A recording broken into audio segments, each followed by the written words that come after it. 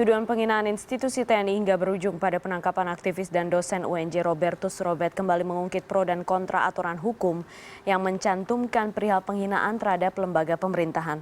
Belum lagi soal pintu masuknya kasus ini melalui Undang-Undang Informasi dan Transaksi Elektronik yang sudah dituding sudah menelan banyak korban dan penuh dengan pasal karet. Apakah masih ada instrumen hukum yang mengekang demokrasi? Ataukah kasus Robert ini menjadi bagian dari tekanan politik atas isu kembalinya dui fungsi tentara? Kami akan membahasnya dengan narasumber telah hadir di studio malam hari ini. Pak Ifdal Kasim, tenaga ahli utama KSP. Selamat malam Pak Ifdal. Selamat malam. Terima kasih sudah hadir di sini dan juga ada Mbak Asfinawati, Ketua Umum YLBHI. Mbak Asvin, selamat malam. Selamat malam. Terima kasih sudah hadir di sini. Saya ke Pak Ifdal dulu. Pak Ifdal, ada pernyataan yang menarik dari Kepala Staf Kepresidenan Muldoko. Saya ingin mengkonfirmasi apakah ini pernyataan istana. Jadi begini pernyataannya. Prinsipnya begini, negara ini negara demokrasi, bukan berarti semua orang punya semaunya menyampaikan sesuatu, itu satu. Yang kedua, demokrasi harus diperkuat dari instrumen keundang-undangan, begitu keluar semprit, masih melakukan lagi penjarain aja. Ya, silakan Pak Ifdal. Ya, yang pertama mungkin perlu dilihat juga ya, konteks pembicaraan Pak Muldoko tersebut. Itu kan merespon pertanyaan ya. Nah, artinya begini, kita negara demokrasi. Nah, di negara demokrasi itu ada jaminan untuk menyampaikan pendapat, menyampaikan ekspresi, dan juga menyampaikan aspirasi. Tetapi dalam menyampaikan pendapat dan aspirasi itu dan ekspresi, kebebasan berekspresi itu ada koridornya, ya kan? Karena undang-undang hak asasi manusia kita maupun hukum internasional HAM, kalau kita merujuk kepada International Convention on Civil and Political Rights, itu kebebasan ini kebebasan yang mempunyai limitasi.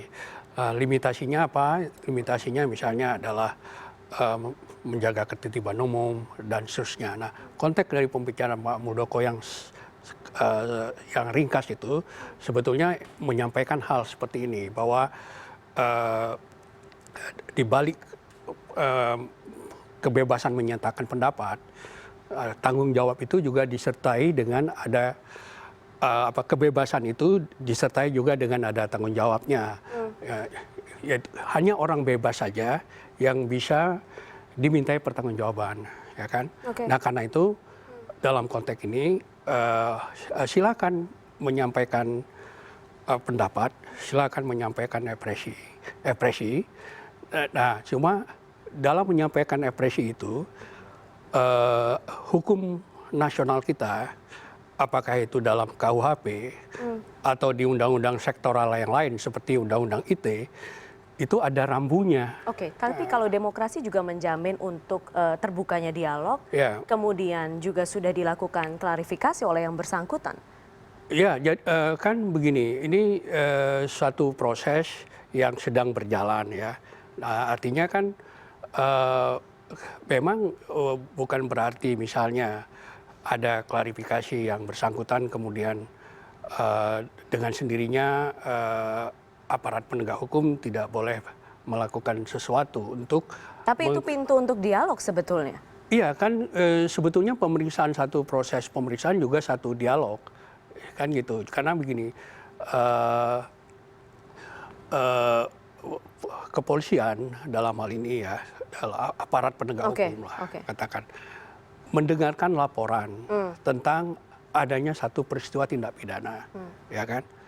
Nah, karena itu peristiwa itu tentu polisi di bawah undang-undang kepolisian harus mendengarkan dan menindaklanjuti laporan yang disampaikan masyarakat kepada dia terhadap satu peristiwa tindak pidana. Dan bahkan untuk menjalankan tugasnya itu aparat kepolisian boleh mencegah orang sedang berjalan dan seterusnya. Saya potong di sana. Jadi saya highlight tadi yang menarik nih kemudian Mbak Asvin, kalau misalnya sekarang dikatakan bahwa itu menangkap untuk kemudian berdialog, itu agak sulit untuk dimengerti sekarang dalam kondisi konteks yang sekarang ya. Nanti saya minta pendapat Anda setelah jeda. Kita sekarang jeda dulu, tetap di CNN Indonesia Prime News.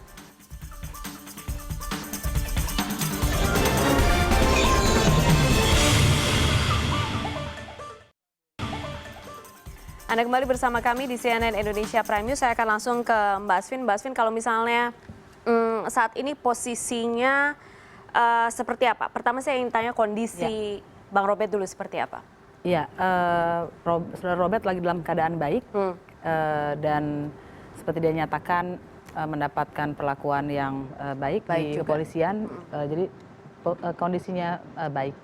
Saat ini kemudian apa yang akan kemudian ditempuh oleh teman-teman yang berada di belakang Bang Robert sekarang? Iya, sebetulnya selain soal tindak pidana yang dituduhkan kepada dia, yang lebih penting adalah soal keselamatan diri dan juga keluarganya. Jadi kalau kita lihat media sosial beberapa jam belakangan ini, berapa sehari ke belakang, maka ada banyak sekali ajakan-ajakan yang sampai mengarah pada bunuh dan lain-lain. Dan ini menurut saya yang lebih penting untuk dilihat bersama. Karena kita negara hukum. Sudah ada ancaman langsung kepada Bang Robert? Iya, ancaman langsung itu kan dalam bentuk media sosial yang menunjukkan kepada nama itu sudah ancaman langsung. Jadi ini yang paling pertama sebetulnya perlu diperhatikan agar di dalam negara hukum semua orang bisa selamat menyampaikan pendapatnya gitu ketika dia menyampaikan pendapatnya. Tapi kemudian akhirnya ditangkap, kalau yang tadi saya meminjam istilahnya Pak Ifdal adalah untuk berdialog, untuk mengonfirmasi, untuk mengklarifikasi. Bagaimanapun kan itu tidak berhenti di situ. Bagaimanapun kan sekarang sudah ada label tersangkanya. Iya, sebetulnya begini, sebetulnya di dalam proses hukum ada banyak cara untuk menghentikan sebuah perkara. Jadi sebetulnya kalau upaya pidana itu diperlakukan dengan sebenar-benarnya, maka orang yang dinyatakan tersangka tidak harus selalu dibawa ke pengadilan. Dia bisa kemudian dikurangi pasalnya, dihentikan perkaranya karena tidak cukup bukti, atau kemudian dihentikan karena ini bukan tindak pidana. Bahkan di penuntutan pun ketika polisi sudah melimpahkan ke penuntut, penuntut punya hak juga untuk mengatakan, oh ternyata ketika saya buat dakwaan ini nggak cukup gitu. Jadi di dalam kerangka itu dia bisa menjadi sebuah proses untuk menghentikan sebuah pentersangkaan. Dan itu kemudian yang sekarang saat ini diperjuangkan oleh teman-teman YLBHI. Iya, selain soal keselamatan, yang kedua tentu saja kita akan melihat proses hukum ini dan akan mengikuti proses ini sambil memberikan bukti-bukti untuk meyakinkan pihak kepolisian bahwa kejadiannya bukan seperti ini. Bukan seperti yang beredar di luaran sana begitu. Ada apa yang kemudian janggal kalau Anda lihat dari kasus ini sejak awal? Iya, jadi yang paling pertama sebetulnya fakta. Faktanya itu telah dipotong. Sehingga konteksnya sama sekali berbeda. Jadi yang diungkapkan oleh saudara Robert itu adalah ABRI. Dan itu bukan TNI sekarang. ABRI itu ada pada masa sebelum reformasi. Dan dia mencontohkan ini yang terjadi jika tentara itu dibawa-bawa ke soal pemerintahan, ke sosial politik. Padahal dia punya tempat tersendiri yang tinggi untuk mempertahankan negara ini di lingkup pertahanan. Karena itu kalau dilihat secara utuh, refleksi Robert, dia ada mengatakan, ya kita cinta kepada TNI yang profesional. Gitu. Dan itu kemudian yang juga sekarang menjadi pertimbangan teman-teman untuk memastikan langkah yang saat ini diambil, status tersangka itu tidak akan berlanjut atau kasus ini kemudian diberhentikan.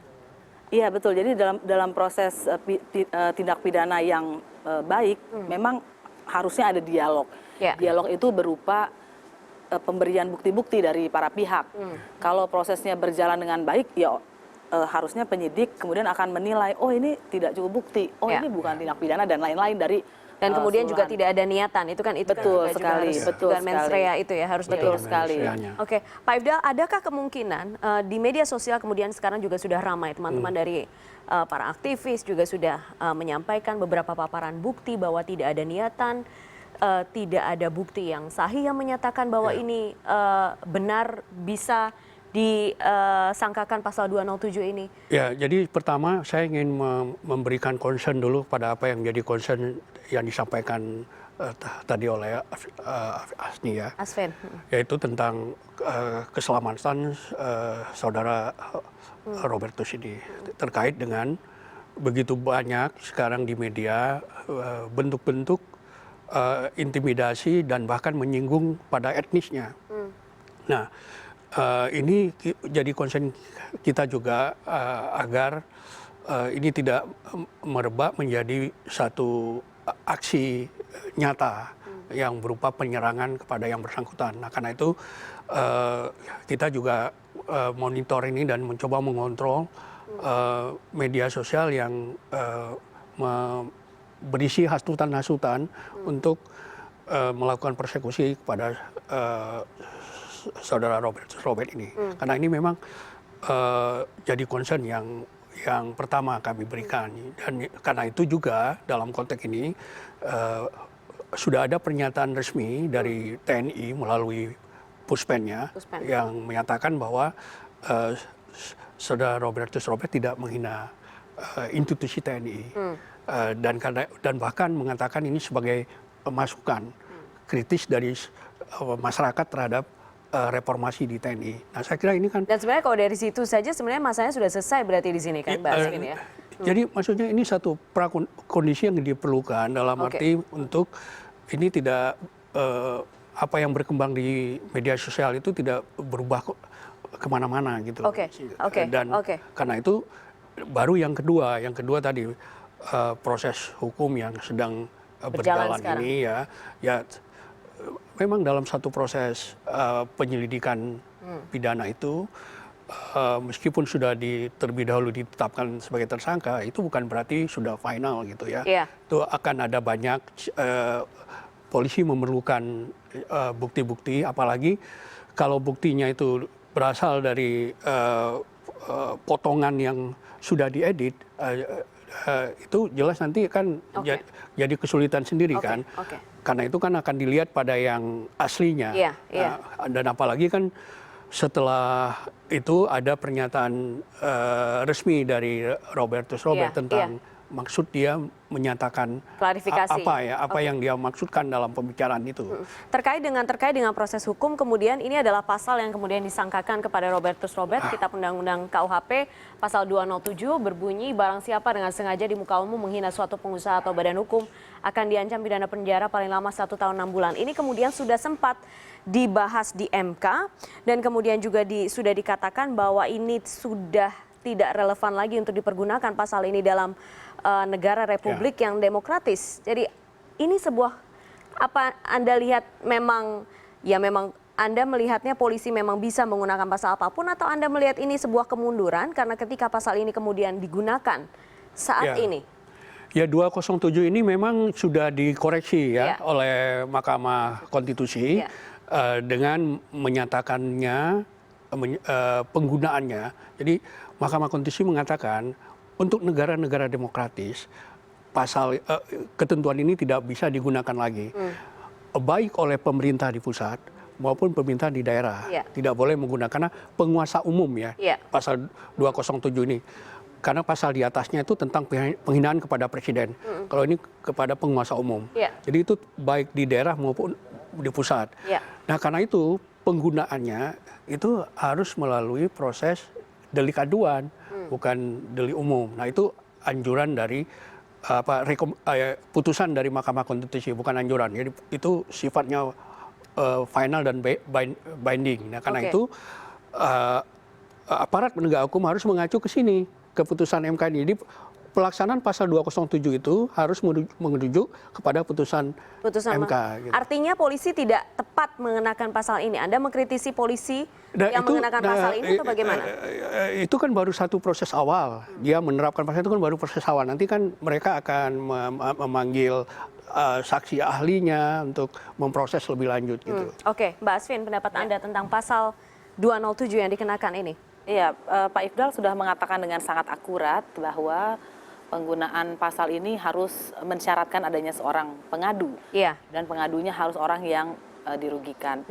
Tapi di luar ada atau tidaknya orang yang dirugikan sebetulnya kembali kepada konteks apa yang disampaikan, refleksi akademis yang disampaikan Robert, itu kan bukan bentuk sebuah permusuhan, gitu. Tapi sebuah masukan, apalagi beliau punya kualifikasi tertentu, dosen, mengkaji sesuatu, dan dia punya kewajiban akademis untuk menyampaikan itu. Jadi di dalam tempat untuk memberikan masukan kepada negara lah sebetulnya, dan omongan refleksi beliau itu harus ditempatkan, bukan sebagai bentuk permusuhan. Permusuhan itu kan ya insinuasi, menggosok sana sini dan lain-lain ya. Oke, kita sekarang jeda dulu, kita akan masih membahas ini. Tetap bersama kami di CNN Indonesia Prime News.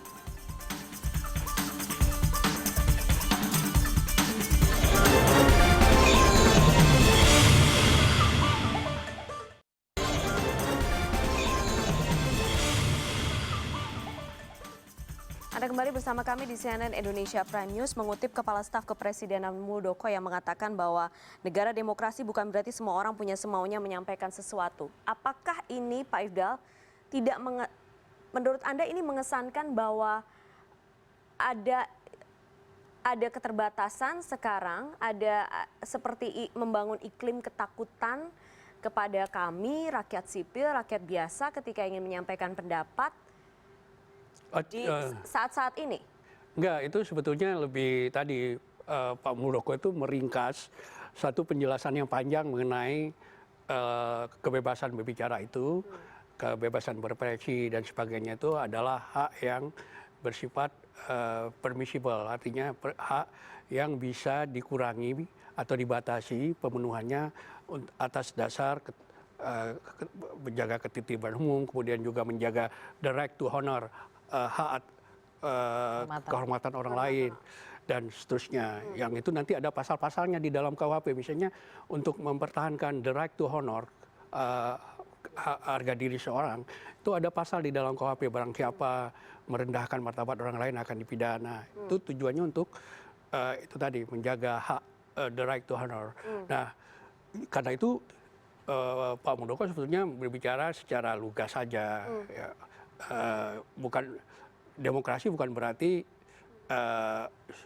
orang bisa semua gue. Ada tatanannya demokrasi. Tapi inikah posisi istana sekarang? Posisi istana adalah menjaga reformasi ini. Jadi kan menjaga reformasi itu apa? Itu demokrasi. Nah, satu kehidupan demokrasi yang baik itu harus dilandasi oleh hukum. Nah, tanpa satu hukum yang memadai, tidak ada the rule of law, maka demokrasi akan susah untuk tegak. Nah, karena itu memang demokrasi ini di satu sisi dia harus bisa menjamin kebebasan orang menyampaikan pendapat, berekspresi, dan seterusnya. Tapi di sisi lain juga harus dapat menjaga stabilitas pemerintahan. Nah, itu karena itulah nanti ada pasal-pasal di dalam Kitab Hukum Pidana dan undang-undang sektoral lainnya yang tujuannya untuk menjaga kebebasan itu. Oke, Mbak Asvin, tanggapan Anda? Iya, tentu saja negara ini kan dibangun, sebanyak negara, banyak peradaban justru dibangun karena kebebasan berpendapat. Dan kebebasan berpendapat itu esensi di dalam demokrasi, karena dengan itulah suatu kebudayaan bisa terus maju. Bayangkan dalam kehidupan individual saja kita saling menyampaikan, berlomba-lomba untuk memberitahu dalam kebaikan gitu, apalagi di dalam lingkup negara yang lebih luas. Dan menurut saya itu tidak perlu dipertanyakan karena banyak dokumennya. Ada dokumen, saya masih ingat itu ketika lahir TAP MPR nomor 10 tahun 98, itu ada dokumen tertinggi negara yang mengatakan ada pokok-pokok haluan reformasi bahwa jalan yang ditempuh Indonesia sejak 1998 adalah demokrasi. Gitu. Nah, dari situlah kemudian turun terus undang-undang hak asasi manusia dan lain-lain lahir. Oke, Pak Ifdal, bagaimana sekarang istana menyikapi jika kemudian ada banyak permintaan kepada Pak Jokowi misalnya untuk kemudian benar-benar menelah kasus ini yang menimpa Bang Robert untuk memastikan ini tidak diteruskan atau bagaimana? Apa sikapnya saat ini? Sekarang masih menunggu, melihat atau sudah mendapatkan masukan-masukan? Ya jelas Presiden memberi perhatian lah untuk setiap kasus-kasus yang seperti ini ya. Dan tentu sebagai orang yang presiden itu kan disumpah untuk melaksanakan setiap ada undang-undang dasar dan Pancasila. Nah, undang-undang dasar itu kan sudah memberikan landasan bagi kebebasan, landasan bagi kehidupan demokratik dan juga penegakan hukum. Nah, itu kemudian menjadi agenda dari presiden saat ini. Kita bisa lihat dari di Nawacita bagaimana tujuannya untuk melapangkan atau memperkuat kembali demokrasi yang sudah berjalan sejak awal itu. Kita tidak bisa menarik mundur demokrasi ini ke awal ke Orde Baru. Ini proses harus berjalan terus dan kita menuju satu negara demokratis di Asia ini. Kita tahu tetangga-tetangga kita seperti Filipina, Malaysia, Thailand mengalami kegagalan dalam proses demokrasi. Kita masih on the track. Meskipun masih ada banyak kerikil di sana sini, tapi sejauh ini kita masih tetap bisa memanage problem-problem yang timbul dari proses demokratisasi ini. Karena bagaimanapun... Tapi terkait dengan negara demokrasi di Asia, bagaimanapun kasus yang saat ini terjadi, itu juga sudah menjadi sorotan internasional. Betul, ya kan satu proses negara demokrasi itu karena dia demokratis, karena itu dia seperti berada di dalam satu rumah kaca. Artinya monitoring dari berbagai elemen itu ada. Yang penting kan kemampuan dari pemerintah ini, aparatnya, untuk menjaga demokrasi ini tetap stabil dan tidak membuat kita balik ke zaman yang lalu gitu. Konkretnya apa, Pak? Konkretnya misalnya ya yang sekarang akan dilakukan. Ya pertama kita melihat kembali lah. Ini kan ada banyak aturan hukum yang memang membuat proses demokrasi kita ini ada kerikil-kerikilnya. Ya. Nah ini yang kita coba benahi lebih jauh. Misalnya terhadap undang-undang ITE ini, ada pasal-pasal yang sekarang mendapat banyak sorotan dan keluhan dari publik. Nah tentu ini akan menjadi satu agenda bagi kita ke depan untuk melihat kembali bagaimana penggunaan pasal-pasal yang selalu bermasalah ini dan juga harus juga ada proses peningkatan kapasitas dari aparat penegak hukum kita itu sehingga bisa memaknai pasal-pasal ini dengan jelas di lapangan. Karena kita tahu ya aparat kepolisian yang berada di garda depan ini kan hukum pidana itu ditegakkan oleh polisi. Dia ada di garda depan dan kita tahu itu kebanyakan dari polisi yang berada di garis depan itu kan masih memerlukan peningkatan kapasitasnya dalam menjalankan tugasnya di negara demokratis. Ini kita masih belum bisa sepenuhnya karena kita kan ini masih demokrasi yang masih baru. Karena itu aparat penegakan hukum kita juga masih gamang juga dalam memainkan perannya sebagai aparat penegak hukum di negara demokratis ini. Nah, karena itulah termasuk kemudian menilai kasus per kasus apakah ini penting dilanjutkan atau tidak itu kemudian juga dilihat oleh YLBHI ada terkait soal kapasitas penegak hukum ini? Iya, dalam kerangka negara hukum maka penegakan hukum pasti menjadi salah satu indikator. Dan penegakan hukum ya harus dilihat dari kasus per kasus. Sebagai negara pihak berbagai konvensi dan kovenan internasional terkait hak asasi manusia, maka Indonesia akan direview oleh komunitas hak asasi manusia internasional. Dan yang direview adalah kasus-kasus, mulai dari kepolisian, kejaksaan, hingga pengadilan. Selain tentu saja pemerintah sebagai pemegang kewajiban utama hak asasi manusia. Nah kalau ditanya bagaimana mengukur indikator hak asasi manusia, ada tadi Pak Ifdal sudah mengatakan ada undang-undang ITE. Itu banyak sekali korbannya dan tindakan yang masuk ke undang-undang ITE itu beragam.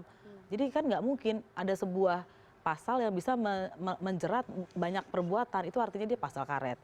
Yang kedua, ada pasal-pasal KUHP yang sudah dinyatakan tidak mengikat oleh Mahkamah Konstitusi, itu kemudian mau dimunculkan kembali seperti semula di dalam rancangan KUHP. Itu menurut saya itu agenda terdekat terkait negara hukum. Kalau menurut Mbak Asvin sekarang, apakah memang benar kemudian pendapat di luar sana mengatakan memang ada instrumen hukum yang saat ini sedang berusaha membatasi demokrasi dalam tanda kutip mengekang itu? Iya, jadi kalau kita melihat Undang-Undang ITE itu wujud nyata dari itu. Jadi kalau kita lihat pada tahun 1998 muncul Undang-Undang 998 tentang kemerdekaan menyampaikan pendapat di muka umum. Itu langkah Indonesia yang sangat maju. Dan Indonesia mendapatkan kredibilitas tinggi di mata komunitas internasional. Tetapi Undang-Undang ITE ini kebalikannya. Nah sebetulnya negara ini sudah menyadarinya karena itu merevisi beberapa pasal. Tetapi celakanya cuma menurunkan hukuman. Dan karena menurunkan hukuman kemudian tsunami-nya pindah ke pasal yang lain. Gitu. Artinya agenda mendemokratisasi pasal-pasal karet ini masih perlu terus dilanjutkan karena kalau tidak korbannya akan makin banyak. Artinya pengekangan demokrasi itu saat ini dimungkinkan dari pasal-pasal yang kita miliki? Iya, karena jadi begini, pasalnya memang ada dan undang-undang itu kan dibuat oleh pemerintah dan DPR. Jadi menurut saya perbaikannya ya harus ditimpakan pada DPR sebagai pembuat undang-undang dan pemerintah. Oke. Pak Ifdal, terakhir saya ingin memastikan lagi, apakah apa posisi presiden dalam kasus ini? Posisi presiden cukup jelas ya, ingin mempertegas bahwa kita berada di jalan demokratis dan semua agenda reformasi itu menjadi agenda yang akan dilaksanakan oleh presiden melalui nawacitanya. Nawacita itu sebetulnya kan juga dalam beberapa juga memasukkan agenda-agenda reformasi, termasuk misalnya soal dui fungsi TNI dan sebagainya macam ini. Ini presiden tetap di jalur pada reformasi sektor keamanan, pada reformasi sistem hukum, pada penguatan sistem demokrasi, bahwa dalam pelaksanaan ini ada kasus-kasus yang muncul, itu satu proses yang harus menuju kepada pembenahan dari sistem penegakan hukum kita. Artinya presiden tentu prihatin dengan apa yang sedang berkembang dalam demokrasi secara keseluruhan di Indonesia ini, tapi beliau tetap concern untuk membangun demokrasi sesuai dengan apa yang menjadi perjuangan di awal reformasi yang mengorbankan, yang diperjuangkan oleh mahasiswa, dan mahasiswa kita tahu banyak berkorban untuk itu. Dan tentu termasuk Bang Robertus Robert itu di situ. Bang Robertus Robert ini kan salah satu tokoh di awal reformasi juga. Karena itu tentu ini menjadi concern kita bersama. Baik. Terima kasih Pak Ifdal. Mbak Asvin, terima kasih. Sudah bergabung malam hari ini di CNN Indonesia Prime News. Kasus yang menimpa Robertus Robert tidak lepas dari bergulirnya isu kembalinya model politik di masa lalu, yaitu dui fungsi ABRI. Hal apa yang sebenarnya mendorong isu ini bergulir? Nantikan setelah jeda, tetap di CNN Indonesia Prime News.